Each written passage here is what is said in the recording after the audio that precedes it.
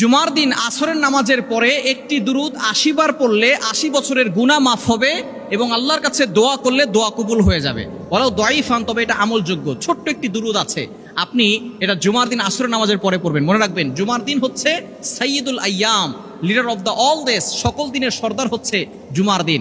এই জুমার দিন হচ্ছে গরিবদের জন্য হজের দিন। সুতরাং এই জুমার দিন হেলায় খেলা নষ্ট করবেন না। দুঃখজনক হলেও সত্য, আমাদের সমাজে বিয়ের অনুষ্ঠান জুমার দিনে হয়, আমাদের সমাজে মুসলমানের অনুষ্ঠান জুমার দিনে হয়, গান বাজনা ঢোল তবলা সব কিছু জুমার দিনে।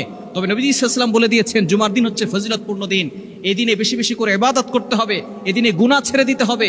এদিনে এমন কিছু সময় আছে যে সময় দোয়া করলে দোয়া কবুল হয়। তার ভিতরে অন্যতম সময় হচ্ছে আসরের পরে মাগরিবের পূর্বে।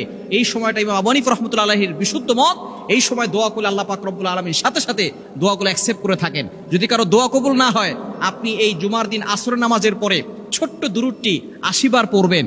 এই ছোট্ট দুরূদটি ৮০ বার পরে আপনি যদি আল্লাহর কাছে দোয়া করেন, আল্লাহ পাক রব্বুল আলামিন আপনার সকল দোয়াগুলো অ্যাকসেপ্ট করে নেবেন, কবুল করে নেবেন। মনে রাখবেন, আমরা যখন দোয়া করি, দোয়ার শুরুতে আমরা দুরূদ শরীফ পড়ি না। দোয়ার শুরুতে দুরূদ শরীফ না পড়লে এই দোয়াটা মুআল্লাকুন, পেন্ডিং অবস্থায় থাকে, ঝুলন্ত অবস্থায় থাকে। সুতরাং এই দোয়া করার সময় আপনি অবশ্যই খেয়াল রাখবেন যাতে করে দুরূদ শরীফ পড়তে পারেন। জুমার দিন আসর নামাজের পরে পড়বেন। দুরূদটি হচ্ছে আল্লাহুম্মা সাল্লি আলা মুহাম্মাদিন নবিয়্যিল উম্মিয়্যি ওয়া আলা আলিহি ওয়া সাল্লিম তাসলিমা। এই ছোট্ট দুরূদটি আপনি ৮০ বার পড়বেন। ৮০ বছরের গুনাহ মাফ হবে।